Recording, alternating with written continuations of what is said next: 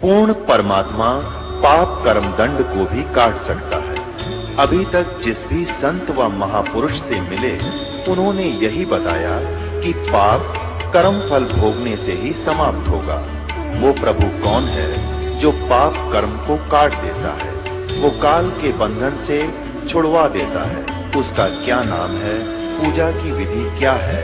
कृपया अवश्य सुनिए जगत गुरु तत्वदर्शी संत रामपाल जी महाराज के अमृत वचन। सुखदेव ऋषि अपनी आत्म कथा बताते हुए कहते हैं, एक बार मैं गधा बन गया, 83 लाख योनियां भोग रहा था, अंधा हो गया। अंधा गधा मालिक ने मारे लठ निकाल दिया घर से। एक पगडंडी के ऊपर मैं ऐसे अटकल से लगाता हुआ जा रहा था। आगे एक नाला था थोड़ा सा 2.5-3 फुट का, और मुझे दिखाई नहीं दिया। मेरे अगले पैर उसमें जाने लगे। मैंने छलांग लगानी चाहिए तो ना आगे गया ना पीछे, बीच में फट हो गया। उसके आगे मुंह टिक गया, पीछे से पीछा अड़ गया, उसमें मैं फट हो गया कति, और पैर लटके नीचे। अब वहां इक्का दुक्का व्यक्ति जाता था, मुझे किसी ने नहीं निकाला, और वो रास्ता था आने जाने का। पहले तो उस पर से कूद कर निकल जाते थे व्यक्ति, फिर मेरी बन गई पुड़ी। मेरे कमर पर पैर टेके पार हो जाए, मुझे नहीं निकाला। हफ्ते 10 दिन में भूखा प्यासा भुगत के तड़फ के वहां मेरे प्राण निकले। अब परमात्मा कहते हैं, सुखदेव ने 84 भुगती, वो बना पजावे खरवो, खरवा ने गधा। और तेरी क्या बुनियाद प्राणी तू पेंडा पंथ पकड़वो। अब तेरी क्या औकात है भोले व्यक्ति, आम जनसाधारण, तू हम जो रास्ता बताते हैं वे ऑफ वर्शिप, इस मार्ग को पकड़े। तो उससे क्या हो गया कि जय सतगुरु की संगत करते सकल कर्म कट जाई। अमरपुरी पर आसन होते जहां धूप ना छाई। सुरत नरत मन पवन पियाना, शब्द शब्द समाई। गरीब दास गलतान महल में मोहे मिले कबीर गुसाई। अब गरीबदास जी कहते हैं, मुझे परमात्मा कबीर जी आए थे स्वयं सतलोक से चलकर। उन्होंने हमें ये मार्ग दिया जो तुम्हें बता रहा हूं, ये गॉड गिवन ज्ञान है, और इस पर विश्वास करो, आपका मोक्ष हो जाएगा। और वहां क्या मिलेगा? 4 मुक्ति जा चंपी करती माया होरी दासी। दास गरीब अभय पद पर से वो मिले राम अविनाशी। बोलो सतगुरुदेव सत साई। पूर्ण परमात्मा परम पिता परमेश्वर कबीर देव जी की असीम कृपा से पुण्यात्माओं, आप सत्संग सुन रहे हो।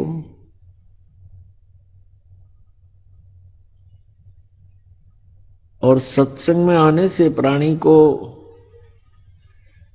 इस मनुष्य जीवन के उद्देश्य का पता चलता है।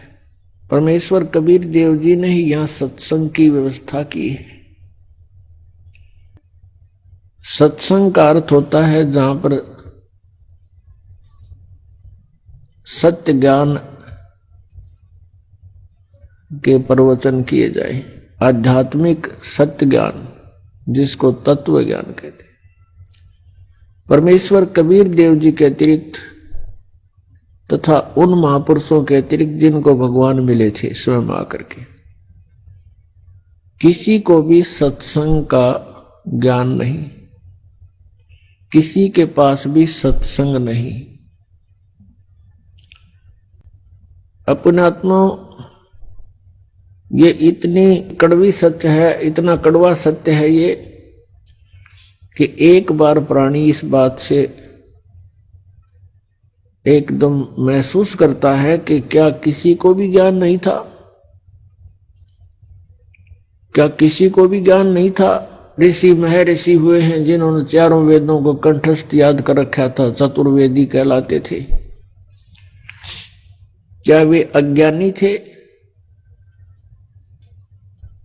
अब ये शब्द कह दे कि सचमुच वो वास्तव में अज्ञानी थे और इतना कह के छोड़ दिया जाए तो नहीं यकीन हो कि नहीं ये बात समझ से बाहर की बात है। ऐसे ऐसे सतयुग में ऋषि महर्षि हुए हैं, चारों वेदों को कंठस्थ याद किए हुए थे। क्या उनको वेद ज्ञान नहीं था? नहीं था, नहीं था, नहीं था। पुण्यात्मा उनके साथ तो ऐसा बन गया कि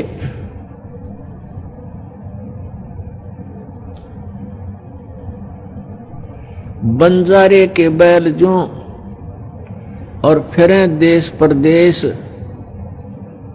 और खांड लाद के भूस खावे बिन सतगुरु उपदेश।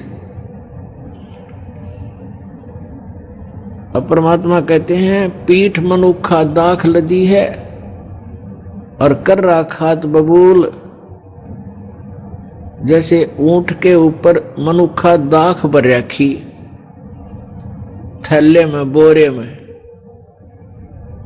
और वो खावा किकर बबूला में तो उसके पत्ते तोड़ तोड़ के काटे में मुंह मारे, कमर पे लाद रखी मनुखा दाख। तो इनने कौन खांड दे मनुखा दाख? ये तो लद्दे अंडे थे। चारों वेदों को कंठस्थ याद करके ऊंट की तरह लद्दे अंडे थे मनुखा दाख, ये खा नहीं सके। ये तो किकर खावे थे, बबूल खावे थे। जैसे श्राद्ध निकाल लो, को मर गया तो उड़ा जा चिमटा गाड़ो, पहला 13 मी तक उड़ा रो, फिर उसकी महीना करते थे, फिर 6 महीने, और फिर वर्षों, फिर उनके श्राद्ध शुरू कर। इस काम लगे रहे। ये जितने ऋषि में ऋषि थे यहीं तक सीमित थी इनकी बुद्धि। इनको वेद ज्ञान नहीं था।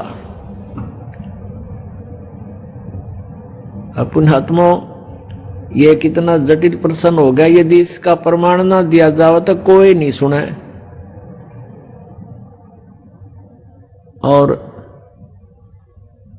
उल्टा इस दास को निंदक की संज्ञा दे देंगे। लेकिन परमात्मा ने रजा बख्शी है आप जी के ऊपर, आप स्वयं शिक्षित हो गए। सारा पूरा विश्व और भारतवर्ष में तो 99% अब शिक्षित हैं, और 1% कोई बूढ़ा बुढ़िया पहले के रह रहे हैं, वो भी प्रौढ़ शिक्षा से उनको भी अक्षर ज्ञान जरूर करा दिया। तो अक्षर ज्ञान से सिर्फ इन्हों समझ में आ जाएगा कि ये दास जो बोल रहे आप सदग्रंथों में प्रमाणित है। आपको थोड़ा सा प्रमाण देते हैं। हमारे ही सदग्रंथ ये बताते हैं, उन्हीं की लीला बताती है कि उन ऋषि में ऋषियों को ज्ञान नहीं था। इवन ब्रह्मा विष्णु महेश इनको भी ज्ञान नहीं था। और इवन यहां तक कि श्री देवी दुर्गा को भी अध्यात्म पूरा ज्ञान नहीं था। और यहां तक इस ब्रह्म को, सरपुरुष को भी अध्यात्म पूरा ज्ञान नहीं था। उसने भी गीता अध्याय नंबर 4 के श्लोक नंबर 34 में ऑप्शन छोड़ दिया कि उस परम पिता परमात्मा के जानकारी जिससे पूर्ण मोक्ष होगा, परम शांति होगी, सनातन परम धाम प्राप्त होगा, उस परमेश्वर की जानकारी गीता ज्ञानदाता कहता मेरे पास नहीं है। वो तत्वदर्शी संत बताओगे, उनकी खोज करो। अब आपको झलक दिखाते हैं थोड़ी सी कि ना तो ब्रह्मा को ज्ञान था, ना विष्णु को आध्यात्मिक ज्ञान था, वेद ज्ञान।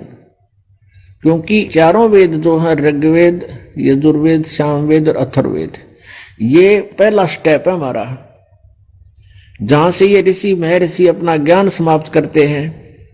जैसे जो अपने आप को महर्षि मानते थे वो कहते हम तो ओम नाम का जाप करते हैं और यही जाप करना चाहिए, ये सुप्रीम मंत्र है। और ब्रह्म सबसे सर्वश्रेष्ठ और समर्थ भगवान है। जहां इन्होंने अपना अनुभव छोड़ दिया वहां से तो हम स्टार्ट करते हैं आगे जो समर्थ परमात्मा तक पहुंचने के लिए। और इनको वो भी पूरा ज्ञान नहीं था। देखिएगा श्री देवी भागवत गीता प्रेस गोरखपुर से प्रकाशित है। इसमें सारा झाड़ा आ जाएगा, सब प्रमाणित हो जाएगा। कितना तो ब्रह्मा जी को ज्ञान था, कितना विष्णु जी को, और कितना दुर्गा जी को, और कितना इस ऋषि महर्षि सतयुग के ब्राह्मणों को ज्ञान था। ये देखिएगा श्रीमद् देवी भागवत सचित्र मोटा टाइप, केवल हिंदी, गीता प्रेस गोरखपुर से प्रकाशित है। और इसके कौन है संपादक यानी अनुवाद करता? हनुमान प्रसाद पोदार, चिमनलाल गोस्वामी। और ये कहां से प्रकाशित है? गीता प्रेस गोरखपुर, गोविंद भवन कार्यालय कोलकाता का संस्थान। फोन नंबर और फैक्स नंबर, इनके ईमेल वगैरह ये हैं। इसके 28-29 पृष्ठ से हम चलेंगे। ये पहला स्कंध और संक्षिप्त देवी भागवत 28 पृष्ठ से हम चलते हैं। यहां पर नारद जी और व्यास जी का आपस में संवाद है। व्यास जी जो हैं ये इस 18 पुराणों के राइटर हैं, लेखक हैं। और ये नारद जी से पूछ रहे हैं। नारद जी कहते हैं, महाभाग व्यास जी, यानी नारद जी से कोई प्रश्न किया व्यास जी ने, तो नारद जी उत्तर दे रहे हैं, जो ब्रह्मा जी के पुत्र हैं नारद जी। नारद जी ने कहा, व्यास जी तुम इस विषय में जो पूछ रहे हो ठीक यही प्रश्न मेरे पिताजी ने भगवान श्री हरि से किया था। देवाधिदेव भगवान जगत के स्वामी हैं। लक्ष्मी जी उनकी सेवा में उपस्थित रहती हैं। दिव्य कौस्तुभमणि उनकी शोभा बढ़ाती है। वे शंख चक्र गदा लिए रहते हैं, पीतांबर धारण करते हैं, 4 भुजाएं हैं। वे चराचर जगत के आश्रय दाता हैं, जगत गुरु हैं एवं देवताओं के भी देवता हैं, यानी भगवानों के भगवान। नारद जी बता रहे हैं कि ब्रह्मा, ये विष्णु जी के बारे में, कि वो सब जगत प्रभु हैं, जगत के गुरु हैं, यानी सबको ज्ञान देने वाले हैं, देवताओं के देवता हैं। ऐसे जगत प्रभु भगवान श्री हरि महान तप कर रहे थे, उनकी समाधि लगी थी। यह देखकर मेरे पिता ब्रह्मा जी को बड़ा आश्चर्य हुआ। अतः उन्होंने उनसे जानने की इच्छा प्रकट की। यानी ब्रह्मा जी ने विष्णु जी को देखा कि वो कठोर तप कर रहा है, फिर उनसे पूछना चाहा।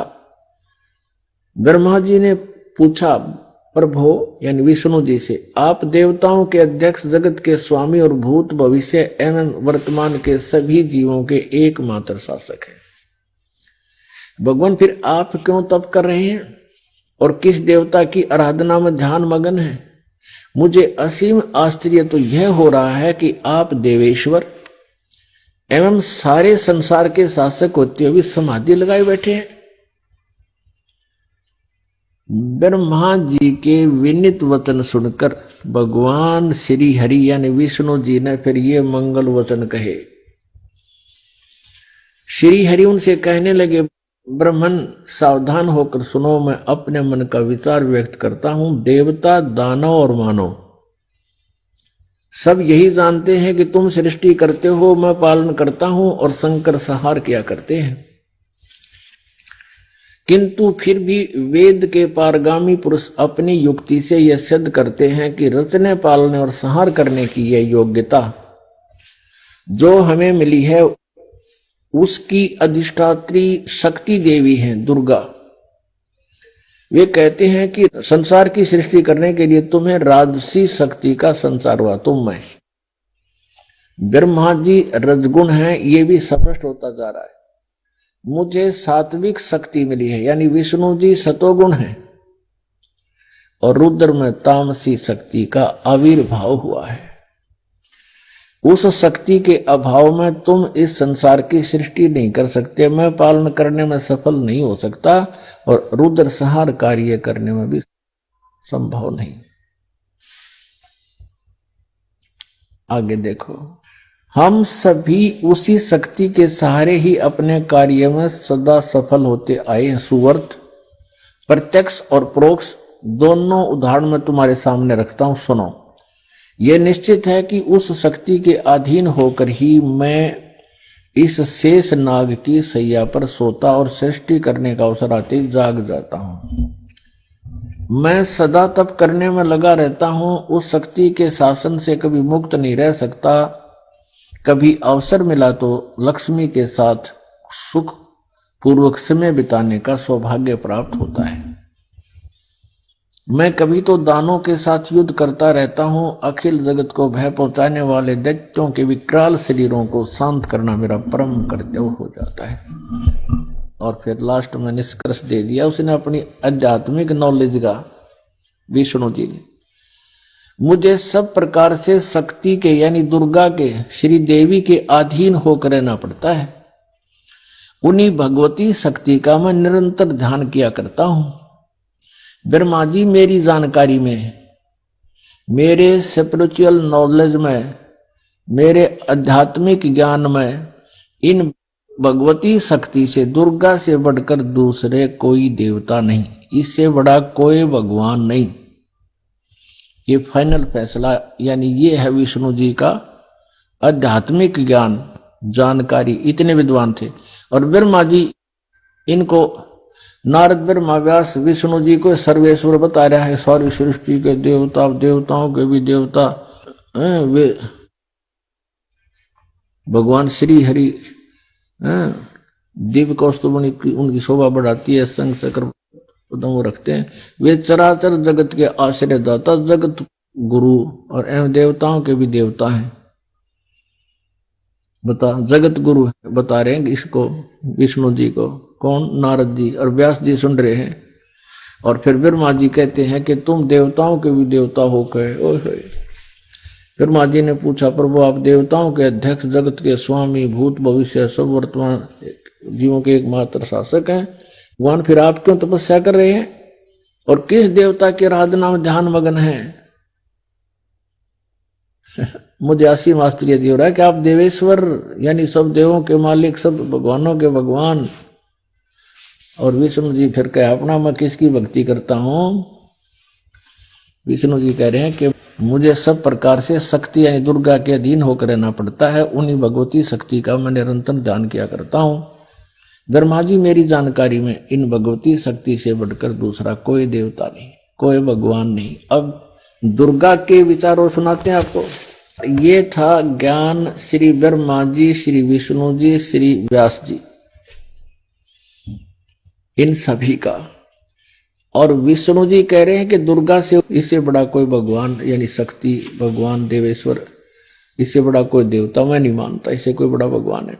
अब दुर्गा जी क्या बताते हैं ये देखिएगा। ये है 7वां स्कंद और प्रश्न नंबर 562, संक्षिप्त देवी भागवत।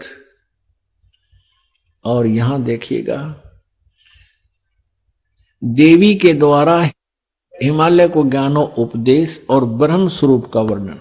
अब दुर्गा हिमालय राजा को ज्ञान बता रही है, उसको शिक्षा दे रही है। श्री देवी जी कहने लगी, पर्वतराज इस प्रकार योग युक्त होकर, पहले तो अपने बारे में बताती है कि मेरी भक्ति करनी है तो मेरी इस प्रकार करो, लेकिन इससे कोई लाभ नहीं होगा, आपको मोक्ष नहीं हो सकता।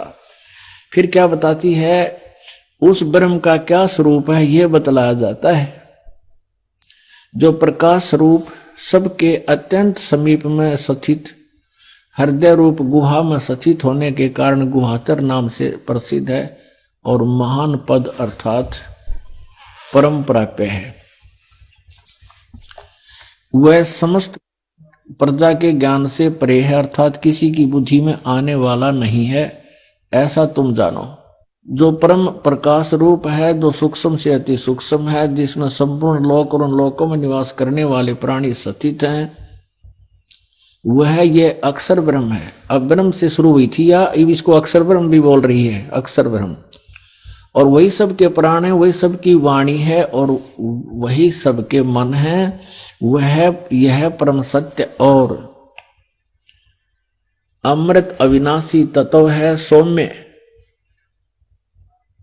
उस वेदने योग्य लक्ष्य का तुम वेदन करो, मन लगाकर उसमें तन्मय हो जाओ। सौम्य उपनिषद में कथित महान अस्त्र रूप धनुष लेकर उस पर उपासना द्वारा तीक्ष्ण किया हुआ बाण संधान करो और फिर भानुगत चित्त के द्वारा उस बाण को खींचकर उस अक्षर रूप ब्रह्म को ही लक्ष्य बनाकर वेधन करो। परवण ओम धनुष है, जीवात्मा बाण है और ब्रह्म को उसका लक्ष्य कहा जाता है। अब बता दिया कि ओम का जाप करो और ब्रह्म उपास्य इष्ट मानो और जीवात्मा जाप करे। यहां देखो, उस एकमात्र परमात्मा ही को जाने, दूसरी सब बातों को छोड़ दे। अब यहां फाइनल कर दिया दुर्गा जी ने कि मेरी पूजा और अन्य देवताओं की पूजा कति छोड़कर केवल एक उस ब्रह्म की पूजा करो। ब्रह्म की, उस एकमात्र परमात्मा को ही जाने, दूसरी सब बातों को छोड़ दे। यही अमृत रूप परमात्मा के पास पहुंचाने वाला पुल है। संसार समुद्र से पार होकर अमृत रूप परमात्मा को प्राप्त कराने का यही सुलभ साधन है। जिस प्रकार रथ के चक्कर में आरे होते हैं ऐसे ऐसे, इस आत्मा का यानी ब्रह्म का ओम के जप के साथ ध्यान करो। ओम मंत्र है उसका, और इससे अज्ञान में, अंधकार से सर्वथा परे और संसार समुद्र से पार जो ब्रह्म है उसको पा जाओगे, तुम्हारा कल्याण हो। यानी ओम का जाप करो। राजा से बताया कि सब प्राणी, और फिर क्या बताया है कि वह ब्रह्म, ओम के जाप से क्या उपलब्धि होगी?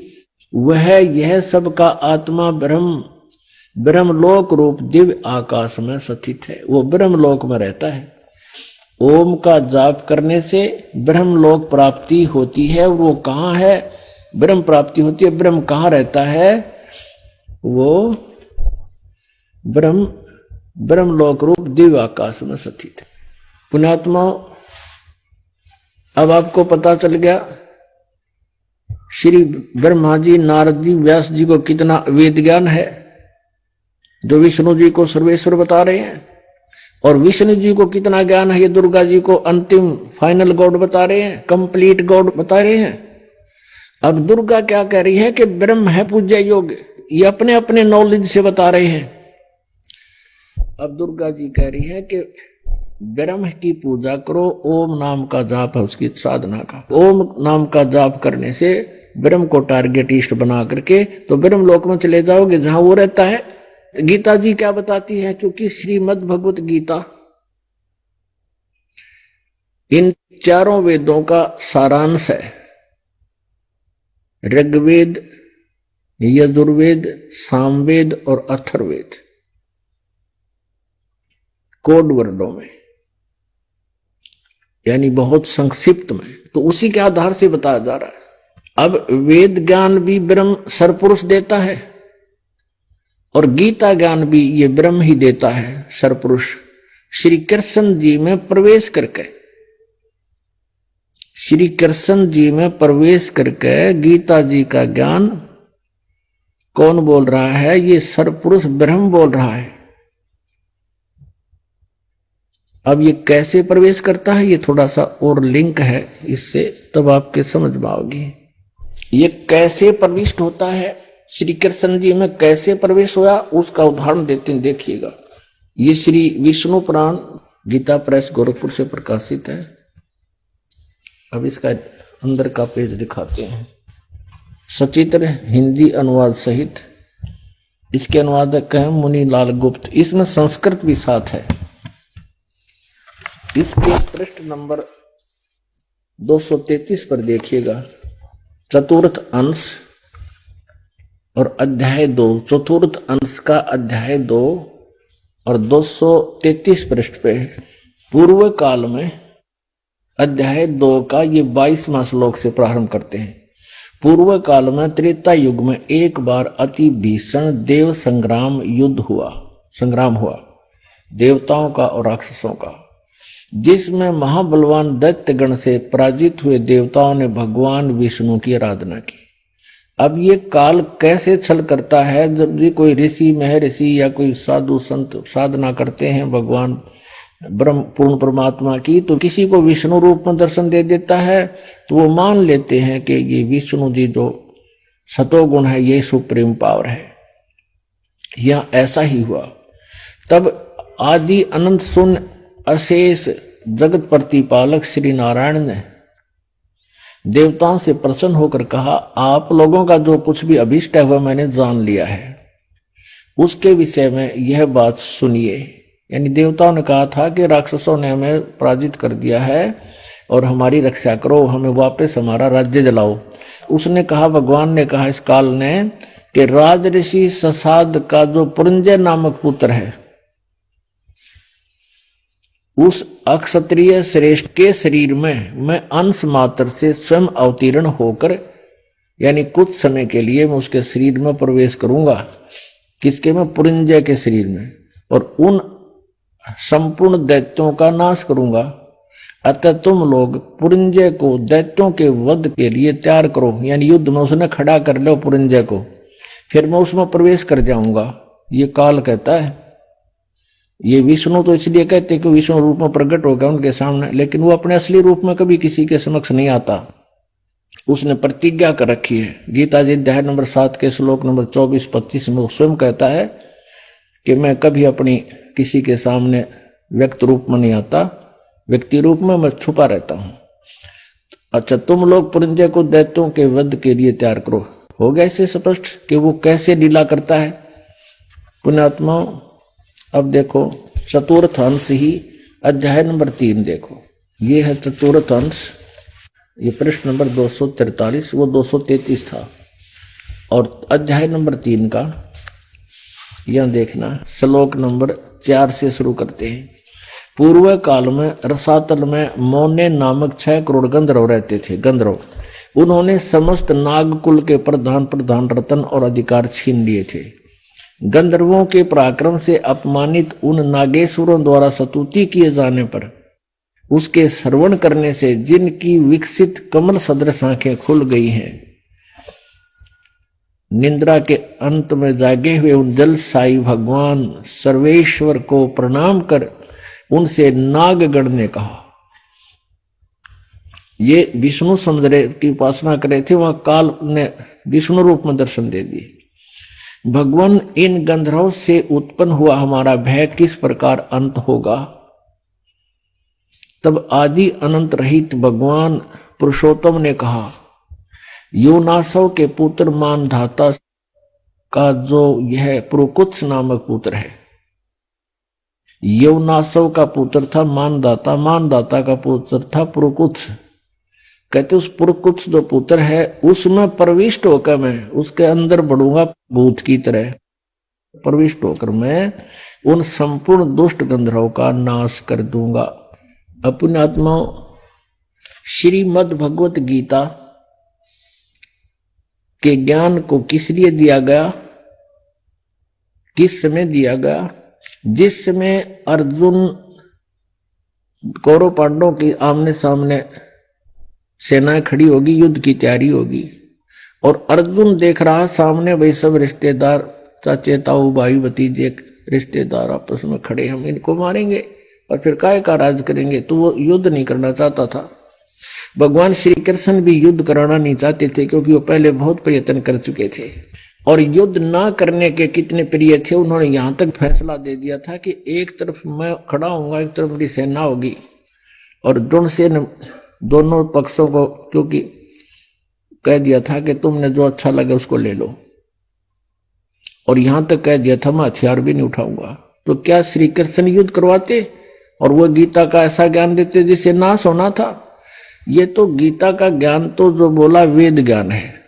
तो उस समय इस काल ने देखा कि युद्ध नहीं होगा, अर्जुन तो नाट गया, अर्जुन का युद्ध ना करना, युद्ध समाप्त। उसी समय ये काल जैसे इस पुरंजय और पुरकुत्स में प्रवेश हो गया, ऐसे प्रवेश कर गया श्री कृष्ण जी।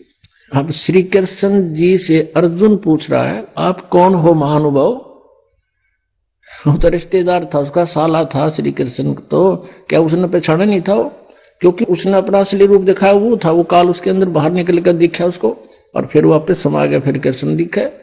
तो गीता का ज्ञान ये काल दे रहा है, सरपुरुष दे रहा है। ये कहता 8वें अध्याय के 13वें श्लोक में, ओम इति एकाक्षरम ब्रह्म व्यवहार माम अनुसमरण ये परियाति तदन देहम स याति परमाम गतिम। मुझ ब्रह्म का एक ओम मंत्र है, और जो इसका अंतिम श्वास तक सिमरण करता हुआ जाता है वो ओम से मिलने वाली ब्रह्म गति प्राप्त करता है। ओम से परम गति कौन सी है? ब्रह्मलोक प्राप्ति होती है। 8वें अध्याय के 16वें श्लोक में गीता जी में कहा कि ब्रह्मलोक पर्यंत भी पुनरावृत्ति में वहां गए हुए प्राणी की फिर जन्म मृत्यु होती है। और गीता ज्ञानदाता स्वयं कहता 4थे अध्याय के 5 और 9 में, गीता अध्याय नंबर 4 में कहा कर तुम तेरे मेरे बहुत जन्म हो चुके, तू नहीं जानता मैं जानता हूं। और 9वें श्लोक में कहा 4थे अध्याय के में कि मेरे जन्म और कर्म अलौकिक है। अब उसके कर्म अलौकिक न्यू है, वो श्री कृष्ण में प्रवेश करके तो वो अनर्थ करवा दिया, डरा डरू कर अर्जुन को तैयार कर दिया। और गीता के ज्ञान से युद्ध कर सका आदमी, ये तो इतना निर्मल ज्ञान है, युद्ध करता हुआ भी ना करे। और फिर जैसे पुरुकुत्स के अंदर प्रवेश करके उन गंधर्वों का नाश कर दिया और पुरुंजय में प्रवेश करके वो देवताओं को मार डाला। तो कहता ऐसे मेरे कर्म अलौकिक हैं, मैं किसी के सामने नहीं आता, अपने योग माया से छुपा रहता हूं।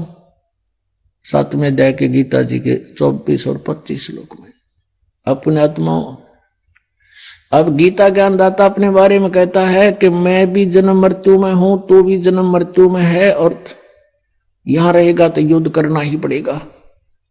दूसरे अध्याय के 12वें श्लोक में 10वें अध्याय के दूसरे श्लोक में भी यही कहा है, हम तुम पहले भी थे आगे भी थे, मेरी उत्पत्ति तो हुई है, लेकिन मेरी उत्पत्ति को ये देवता और ऋषि नहीं जानते क्योंकि ये मेरे से उत्पन्न है।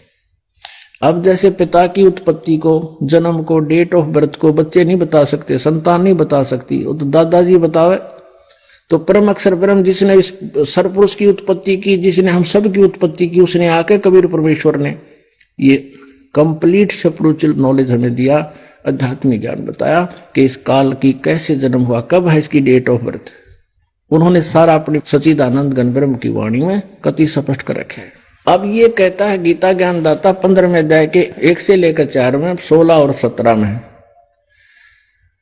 कहा कि ये ऊपर को लटका हुआ संसार रूपी वृक्ष है, ऊपर को जड़ तो पूर्ण परमात्मा समझो परम अक्षर ब्रह्म, और नीचे को तीनों गुण रूपी शाखा है। और जो व्यक्ति, जो संत इसके सभी विभागों को बताता है वो तत्वदर्शी संत है। फिर तत्वदर्शी संत की प्राप्ति के उपरांत परमेश्वर के उस परम पद की खोज करनी चाहिए, जहां जाने के बाद साधक फिर लौटकर कभी संसार में नहीं आते, उनकी जन्म मृत्यु कभी नहीं होती। इसीलिए गीता जी अध्याय नंबर 15 के 16 और 17 में श्लोक में कहा है, सरपुरुष और अक्षर पुरुष इन दोनों प्रभुओं के अंतर्गत जितना भी क्षेत्र है, जितने प्राणी हैं, इन सब नाशवान है और ये भी नाशवान है, जीवात्मा किसी की नहीं बढ़ती। और 17वें में कहा कि उत्तम पुरुष तो अन्य है, वो पुरुषोत्तम यानी परम अक्षर ब्रह्म जो तीनों लोकों में प्रवेश करके सबका धारण पोषण करता है, वो परमात्मा तो कोई और है इन दोनों से नहीं, वो परम अक्षर ब्रह्म है। 18वें अध्याय के 62वें श्लोक में कहा कि अर्जुन तू सर्वभाव से उस परमेश्वर की शरण में जा, उसकी कृपा से ही तो परम शांति को, सनातन परम धाम को प्राप्त होगा। तो यहां सिद्ध हो गया कि श्री दुर्गा जी, श्री ब्रह्मा जी, श्री विष्णु जी और नारद जी और श्री व्यास जी, इनको वेद ज्ञान नहीं। क्योंकि ये तो कहे दुर्गा की पूजा करो, दुर्गा कहे ब्रह्म की पूजा करो, ब्रह्म कहता है कि उस परम अक्षर ब्रह्म की पूजा करो। उसके बारे में 4थे अध्याय के 34वें श्लोक में कहा है कि उस परमात्म तत्व को जानने के लिए तत्वदर्शी संतों की खोज करो, फिर जैसा वो बताएं ऐसे करो।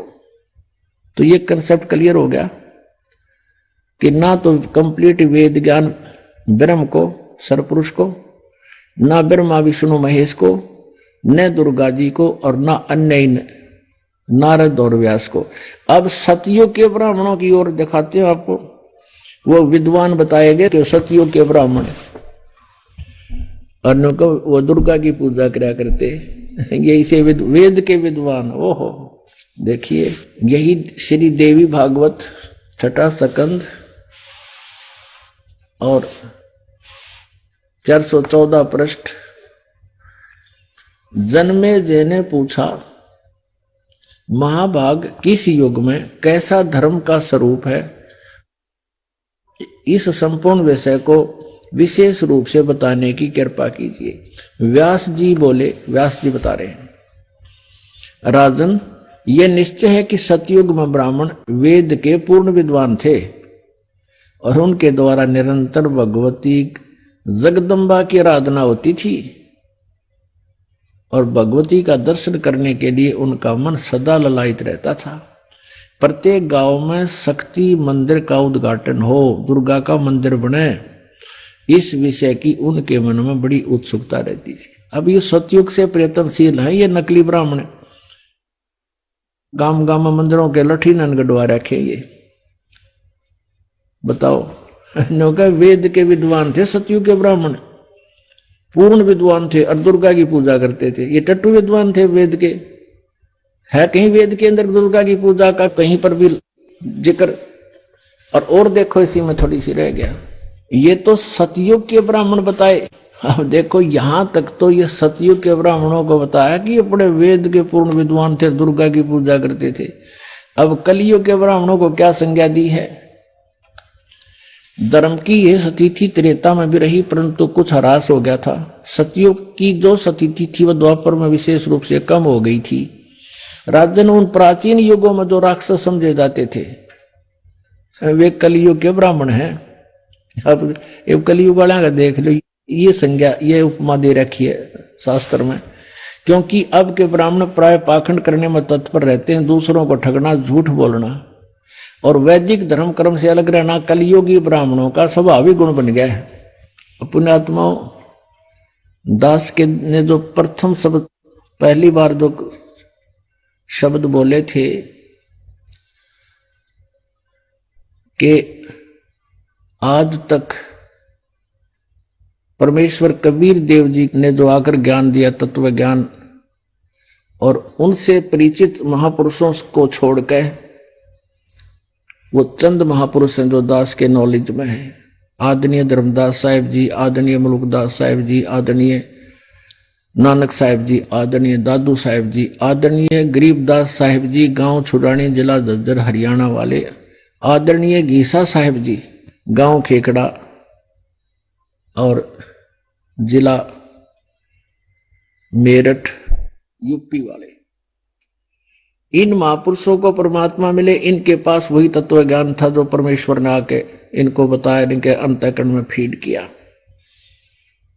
उसके अतिरिक्त सतयुग से लेकर आज तक के ब्राह्मण विद्वानों को, ऋषि महर्षियों को, ब्रह्मा विष्णु महेश को भी वेद ज्ञान नहीं था, आध्यात्मिक ज्ञान नहीं था। तो पहली बार जिसने सुना होगा वो एकदम कुनीन से कड़वा लगा होगा। और अब ये लालटेन दिखा दी दास ने। अब इसको देखकर पुण्यात्मा कहते हैं, ज्ञानी सुने तो हृदय लगाई और मूर्ख सुने तो गम नहीं पाई। जो पुण्यात्मा है, समझदार है, वो सचमुच प्रमाण देखते ही मान लेंगे। और फिर परमात्मा के इतने प्रमाण देख कर भी जो बकवाद घटता है, जान बूझ साची तजय करे झूठ तने, और ताकि संगत है प्रभु स्वप्न में भी ना दे। इसे नालायक की तो शकल भी ना देखनी चाहिए जो इतने प्रमाण देखकर फिर बकवास करता है।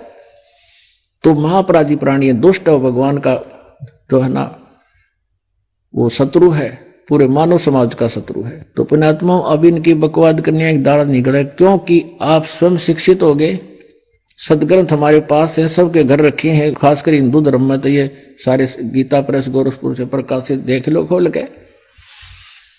ये दास एक बार औरंगाबाद सत्संग कर रहा था महाराष्ट्र में, ऐसे प्रोजेक्टर लगाकर सत्संग दिखा रहे थे।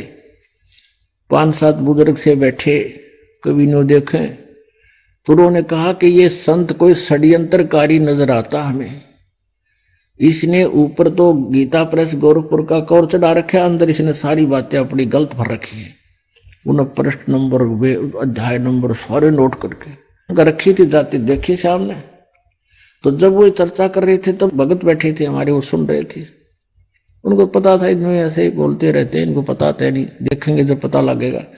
घर जाकर उन्होंने मिलाया सारा जो का तो, और मैं कौन सा गर्त बना के ला रखा है, ये तो पहले से छपी हुई है। तो उसने अगले दिन जाकर वो माथे का हाथ मारे।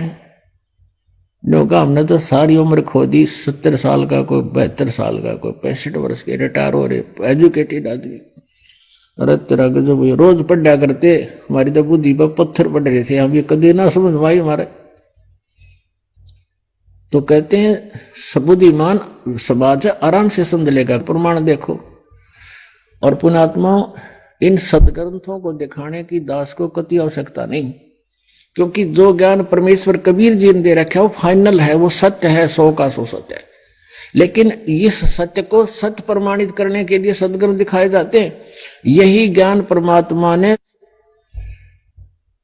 आज से 600 वर्ष पहले कहा था, निरंजन धन तेरा दरबार, निरंजन धन तेरा दरबार, जहां पर तनिक न न्याय विचार, वैसा ओडे मूल मूल खासा, गल मोतियों के आर, वैसा ओडे मूल मूल खासा, गल मोतियों के हार, पतिव्रता को मिले न खादी, सूखा निरस आहार, निरंजन धन तेरा दरबार, निरंजन धन तेरा दरबार। पाखंडी की पूजा जग में, संत को कहें लबाड़े। परमात्मा कहा करते, ये ब्रह्मा विष्णु महेश ये सारे नासवान हैं, इनको कह का नहीं पता, तुम्हारे गुरुओं ने, ब्राह्मणों ने, ऋषियों ने वेद ज्ञान नहीं है। तो क्या कहा करते, ये लबाड़ है, जुलाहा धानक कबीर, ये झूठ बोलता है, इसको कुछ पता नहीं वेदों और गीता और सदग्रंथों का, पुराणों का, ये अशिक्षित है, ऊट पटांग बकवास करता है। और वो मंडलेश्वर पाकरे जी ने कह नहीं बेरा था, क्या कहते थे भगवान, पाखंडी की पूजा जग में, संत को कहें लबाड़े, पाखंडी की पूजा जग में, संत को कहें लबाड़े, अज्ञानी को परम विवेकी, ज्ञानी को मूड गंवारे, निरंजन धन तेरा दरबार। आइए अब हम उन श्रद्धालुओं के अनुभव जानते हैं जो जगत गुरु तत्वदर्शी संत रामपाल जी महाराज जी से दीक्षा प्राप्त कर चुके हैं तथा उनके द्वारा बताए गए भक्ति मार्ग पर चल रहे हैं। नमस्कार सर। नमस्कार जी। सर क्या नाम है आपका? संतोष निरगुड़े। संतोष जी, आप कहाँ से आए हैं? मैं ग्राम तलून, तहसील जिला बड़वानी, मध्य प्रदेश से आया जी। सर क्या काम करते हैं आप? मैं सिलाई का काम करता हूँ। सर संत रामपाल जी महाराज जी से आपने नाम दीक्षा कब ली? 2011 17 फरवरी 2011 को गुरुजी से दीक्षा ली मैंने। सर संत रामपाल जी महाराज जी से नाम दीक्षा लेने से पहले आप क्या भक्ति साधना करते थे? संत रामपाल जी महाराज के चरणों में आने से पहले दास जय गुरुदेव पंथ से जुड़ा था, और उससे पहले दास ने जैसे 2004 को 14 जनवरी 2004 को ठाकर सिंह महाराज जी से नाम दान लिया था। वहां से हमको 5 मंत्र दिए थे, जैसे ज्योति निरंजन, ओमकार, रारंकार, सोहम और सतनाम। वो साधना मैंने लगभग 1.5 महीने तक की। उसके पश्चात हमारे जो रिलेशन में थे, जो मामा जी लगते हैं रिश्ते में, उन्होंने जय गुरुदेव की जानकारी बताई थी कि हमारे मथुरा जी वाले जो बाबा है जय गुरुदेव पंत, बोले कि वहां चलना। तो वहां पे देखा कि वहां पे संगत काफी थी और काफी भीड़ थी वहां पे। उनका काफिला भी मतलब बहुत हजारों की संगत में था। तो वहां उनका सत्संग सुना और उन्होंने जो अनाउंस किया था कि जो भी गुरु दीक्षा लेना चाहे वो बैठ जाए कृपया शांत होके। तो जब मैंने सोचा मन में कि जब हम ठाकर सिंह महाराज से नाम दान लिए मैंने, तो वहां तो हमको थोड़ा एक बाउंड्री करके और जो टेंट वेंट लगा के थोड़ा कनाते बांध कर मरकर उन्होंने मतलब अपने को दीक्षा दी। और ये जो जय गुरुदेव बाबा है ये तो खुले मंच से माइक से उपदेश दे रहे हैं। तो मेरे को थोड़ा प्रभावित हुआ उनसे मैं कि मन को इन पे मंत्रों में इनकी अच्छी पकड़ है। तो मैंने सोचा कि इनसे दीक्षा लेके देख लेते हैं। तो उन्होंने भी मतलब वो जो दीक्षा चालू की नामदान की, तो उन्होंने मंत्रों का उच्चारण किया। मतलब उन्होंने जैसे 5 मंत्र वही बताए, बाकी उनको थोड़ा उनको काट छाट के उन्होंने बताए। उन्होंने प्रथम मंत्र बताया निरंजन, ओम, रारंग, सोहम और सतनाम। और ये मेरे को ऐसे लग रहा है कि पूर्ण संत है। तो उनसे जी गुरु दीक्षा ली मैंने। सर जय गुरुदेव पंथ में आपने कितने साल भक्ति की? सर जय गुरुदेव पंथ मैंने वो जब दीक्षा ली थी तारीख 25 फरवरी 2004 से दीक्षा ली थी, तब से मैं गुरुजी के श्री चरणों में 11 फरवरी 2017 को आया। लगभग 7 वर्ष हो गए थे जी। सर पहले आप ठाकर सिंह महाराज जी से जुड़े रहे, फिर आप जय गुरुदेव पंथ में आकर के आपने 7 वर्ष तक भक्ति साधना की। यह भक्ति साधना करने से आपको क्या लाभ प्राप्ति हुई? जैसे दास को अनुभव तो क्या, मैंने जैसे जिस दिन से जुड़ा उसी दिन से मुझे बहुत आस्था उन पे लग गई, क्योंकि जो उनके द्वारा भक्ति बताई गई है मैंने कंटिन्यूस रेगुलर, मतलब कोई दिन नागा नहीं किया मैंने। उनके जो शिष्य थे वो बताते रहते कि थोड़ी साधना बढ़ाते रहो। वो साधना हमने मतलब करीबन 2-2 ढाई घंटे मतलब बैठते गए, समय बढ़ाते गए। बाकी कोई आध्यात्मिक लाभ ऐसा कुछ अनुभव नहीं हो रहा था। जो गोपाल दास जी थे वो भी आज जो संत रामपाल जी महाराज जी की शरण में है तो वो मिले और उन्हें बताया कि आप जय गुरुदेव पंथ में जुड़े हो। वो भी वही साधना कर रहे थे, तो बोले कि ऐसे भक्ति नहीं होगी, इसको भक्ति को और बढ़ाओ। तो उन्होंने हमसे मतलब अच्छी साधना, मतलब 40-40 दिन का उपवास भी करवाया। 2-2 मतलब दास ने वो 3 बार मतलब किया, मतलब निराहार, मतलब 41 दिन सिर्फ आहार करो, कोई सा भी टाइम ले लो, सुबह करो या शाम को करो। सिर्फ 2 रोटी खाना था और पूरे 24 घंटे निराहार करना, सिर्फ जल पे रहना था। तो दास ने वो भी भक्ति करके देखी और घर वाले भी मतलब परेशान हो जाते थे कि आप क्या कर रहे हो, कैसी साधना कर रहे हो। तो उनकी कंटिन्यूस भक्ति करते रहे, लाभ तो कुछ नहीं हुआ। दास के ऊपर बहुत सी परेशानियां भी, आपत्तियां हैं। जैसे जय गुरुदेव में होते हुए भी मेरी पत्नी जो प्रेत बाधा से पीड़ित हो गई थी, तो दास को बहुत शर्म भी आई कि हम जय गुरुदेव होने के बावजूद भी जैसे मेरी पत्नी को मतलब प्रेत बाधा से कैसे पीड़ित हो गई। फिर भी हमने उसको बड़ी मुश्किल से झाड़ फूक करवाया। एक दिन तो उन्होंने कुएं में कूदकर आत्महत्या का भी प्रयास किया। तो मैंने सोचा, मैंने इतना अटूट विश्वास था जय गुरुदेव बाबा पे कि चाहे जो मैंने मन में ठान लिया था, मतलब बाबा जी मेरी पत्नी यदि मर भी जाती ना तो मैं आपको नहीं छोड़ूंगा, क्योंकि ये गुरु मिलना बहुत बड़ी बात है।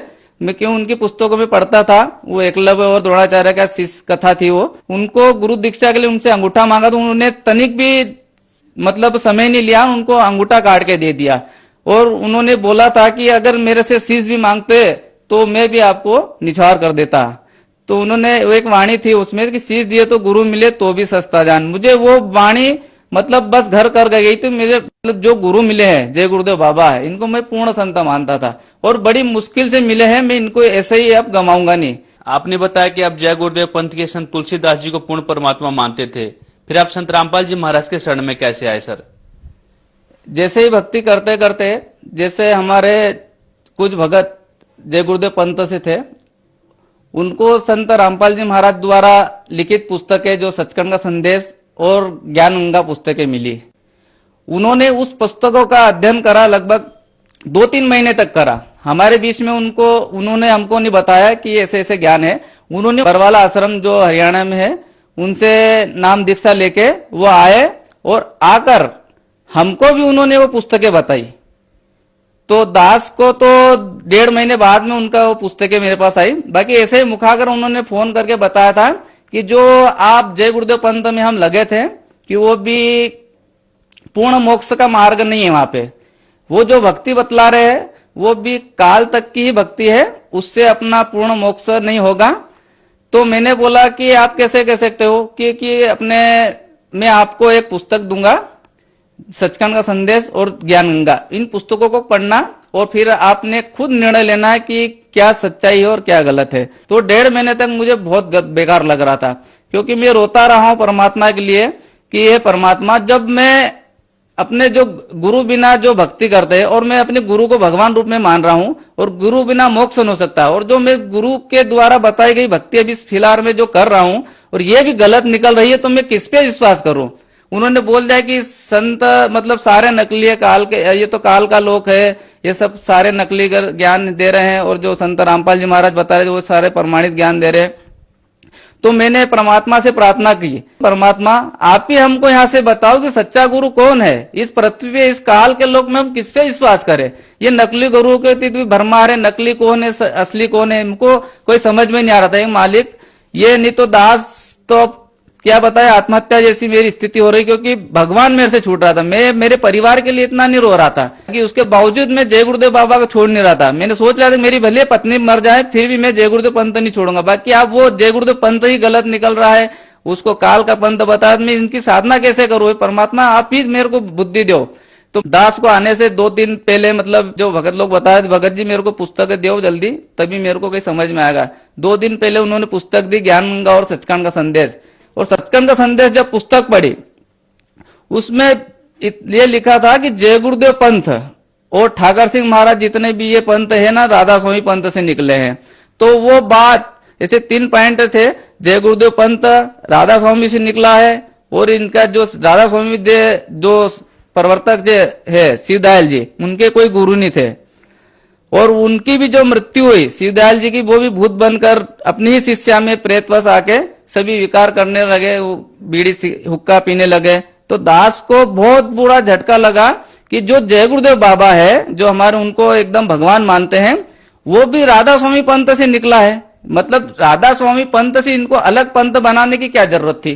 तो दास को इतना बड़ा लगा कि एकदम ये तो गुरुद्रोही वाला पंथ है। जब अपने पिताजी को छोड़कर बेटा अलग से कोई मतलब वो कर रहा है, जो उन्होंने जो ज्ञान दिया उसको छोड़कर अलग कोई मतलब दुकानदारी कर, तो पिताजी को कितना दुख होगा। तो ऐसे ऐसे हमारे जो जय गुरुदेव बाबा है, इन्होंने अलग से पंथ कैसे बना लिया, ये तो एकदम गुरुद्रोही वाला पंथ है। तो दास को इतना झटका लगा, और तभी तुरंत दूसरे रोज मैंने उनको फोन लगाया भगत जी को। मैंने को भगत जी आप हरियाणा कब जा रहे हो, बोले कि हमको कल परसों ही निकलना है। तभी जाके मैंने गुरुजी संत रामपाल जी महाराज से नाम दीक्षा ली। सर, संत रामपाल जी महाराज जी से नाम दीक्षा लेने के बाद आपको क्या लाभ प्राप्त हुए सर? संत रामपाल जी महाराज की शरण में आने से मेरी पत्नी को भयंकर जैसे अचानक कोई ऐसे हो गया कि हाथ पे पूरे ढीले पड़ गए थे। मैं सत्संग में गया हुआ था, तो सत्संग में आने से 15 मिनट पहले तो उन्हें अच्छी बात करी, और बीच में ऐसी घबरा गई। उन्होंने फिर रिटर्न फोन लगा कि मेरी तो हालत खराब हो रही और मेरे तो बहुत मुश्किल है मिले। तो उनको बोला कि जो अपने गुरुजी ने संत रामपाल जी महाराज ने नामदान दिए उनका सिमरण करो। तो उनको बोल के मैं मोबाइल कट गया। फिर बाद में मैं घर आया तो उनको एक बेसुध पड़ी थी। तो मेरे साथ 2 भगत भी थे, वहां के बैठे थे, तो बेसुध पड़ी थी, तो उनके हाथ पैर भी ढीले हो गए थे। और ऐसी स्थिति थी उनको दास को मतलब कंधे पे डालकर उसको गाड़ी में उनको डालना पड़ा।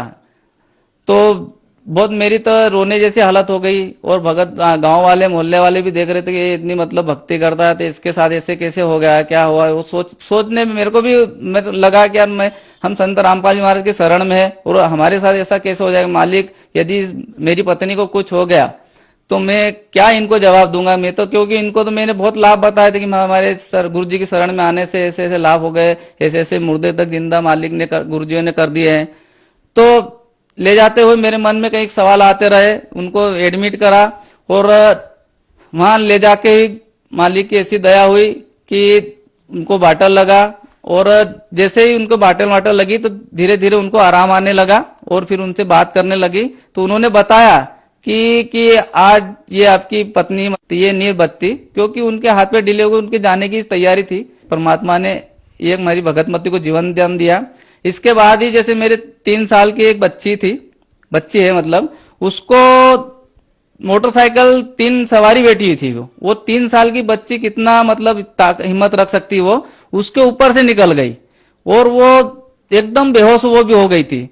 बेहोश होने के पश्चात जैसे उसको उठाया तो उसके भी हाथ पे ढीले पड़ गए, कोई उसके मुंह से फेस आने लग गया। और जैसे हमारे जो भगतमती जो गुरुजी उनसे नाम दीक्षा ले रखी थी संत रामपाल जी महाराज से, उन्होंने आए और गुरुजी उनका जयकारा करा, बंदी छोड़ सदगुरु रामपाल जी महाराज की जय हो। ऐसे 2-3 बार जैसे जयकारे करते रहे और मतलब 10-15 मिनट बाद उनको अचानक फिर होश आ गया और उसको फिर भी होश आया। फिर भी उसको अस्पताल ले गए, क्योंकि मोटरसाइकिल सब लोग देख रहे थे तो बच्ची मर गई होगी। तो उसको ऐसे के वैसे अस्पताल ले गए। मेरी भगतमती मतलब मेरी पत्नी भी वहां पे आ गई। उन्होंने बोला कि नहीं इनको तो अस्पताल ले चलो। तो अस्पताल ले गए, डॉक्टरों ने देखा तो कुछ नहीं, बच्ची अच्छी चलने फिरने लग गई बोले वहां। तो उसको मतलब एक जरा सी थोड़ा सा मतलब खरोच आया, ट्यूब दिया मालिक, मतलब संत रामपाल जी महाराज की दया से मेरी बच्ची को वहां भी मालिक ने जीवन दान दिया। मेरे साथ एक भगत जी था और मेरी बच्ची भी थी, बड़ी बड़ी लड़की थी, उनका भी एक लड़का बेटा हुआ था। कि हम नामदान सेंटर पे उधर राजगढ़ तरफ गए थे, जैसे बड़वानी धार जिले में। तो उधर से आते वक्त करीबन 8:30-9 बजे का टाइम, रात्रि हो गई थी और हमारी गाड़ी करीबन 80-90 की स्पीड में चल रही थी और सामने वाले भगत जी गाड़ी चला रहे थे। अचानक मतलब उनकी गाड़ी मतलब मोड़ में अचानक सीधे ही मतलब उन्होंने मतलब सामने उतार दिया और बड़ा सा पत्थर रखा हुआ था वहां पे। वो इतनी फास्ट है कि हमको ऐसे सोच लिया था कि हमको तो कुछ न कुछ मतलब हाथ पैर टूटना ही टूटना है वो। बाकी ऐसे ही मतलब परमात्मा ने, संत रामपाल जी महाराज ऐसे ही जैसे जाके एकदम धीरे से जाके ऐसे कोई मतलब गोद में लेके ऐसे हमको चारों मतलब ऐसे रोक दिया वहां पे। वहां भी परमात्मा ने ऐसे मतलब हमको जीवन रक्षा दी कि दास को भी खेत थोड़ा सा घुटने में थोड़े से मतलब चोट आई थी, बाकी वो भी घाव नहीं हुआ। बाकी मेरे बच्चे जैसे बच्चे थे, दोनों बच्चे थे, उसको परमात्मा की दया से कुछ भी लगा नहीं भगत जी। सर, पहले आप जय गुरुदेव पंथ से जुड़े थे, फिर आप संत रामपाल जी महाराज जी के शरण में आए। लोगों में आम धारणा यह है कि गुरु बदलने से पाप लगता है। सर, ये धारणा कहाँ तक सही है? देखिए, लोगों के अंदर जो धारणा है वो क्योंकि गलत है। उनको वहां जो नकली पंथ है, दास भी जय गुरुदेव पंथ में जुड़ा था तो वहां भी यही बताते थे अपने को कि गुरु बदलना पाप है। अपने जो भी गुरु है पूर्ण संत है और यही अपने को मतलब मोक्ष का मार्ग है, इसके अलावा पूर्ण संत है ही नहीं। दास को तो इतना कुछ लगा नहीं कि वहां पे मतलब कुछ उनको छोड़ने से हानि हुई। आज दास भी मतलब संत रामपाल जी महाराज की शरण में है। जो गुरुजी ने संत रामपाल जी महाराज जो भक्ति बताते हैं वो अपने पापों को नाश करने वाले बताते हैं। जो भी अपने ऊपर कष्ट आते हैं वो अपने पिछले पाप कर्म के कारण आते हैं। बाकी जो परमात्मा ने वेदों को क्लियर करके बताया कि जो परमात्मा के द्वारा बताई गई जो साधना, सत साधना करते हैं उसके भारी से भारी पापों का भी नाश कर देते हैं और जो भी पाप कर्म रहते हैं वो सत भक्ति करने से ही खत्म होते हैं। सर, जो श्रद्धालु आपको देख रहे हैं, आप उन्हें क्या कहना चाहेंगे?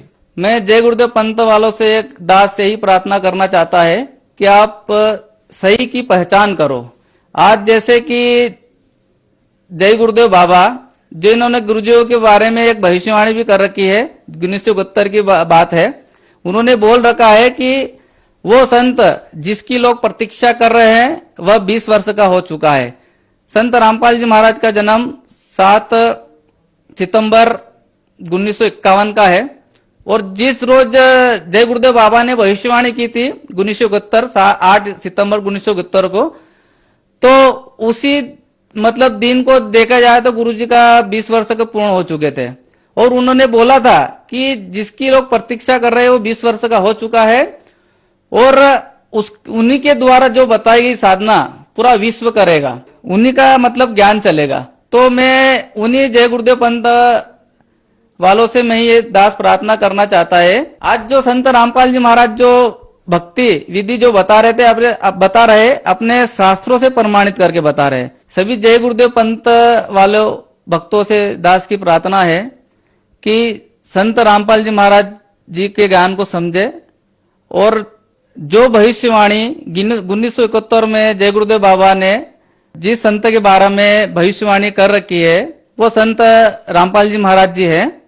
उनसे आकर अपनी गुरु दीक्षा ले और अपना कल्याण करवाए। सर, संत रामपाल जी महाराज जी से नाम दीक्षा कैसे ले सकते हैं? संत रामपाल जी महाराज के सत्संग काफी चैनलों पे आ रहे हैं अभी, और जो नीचे पट्टी दे रखी है, जो नंबरों की पट्टी चल रही है, किसी भी नंबर पे फोन लगाकर आप वहां अपना नामदान का पता ले सकते हैं और नामदान दीक्षा ले सकते हैं। धन्यवाद सर। सत साहेब जी।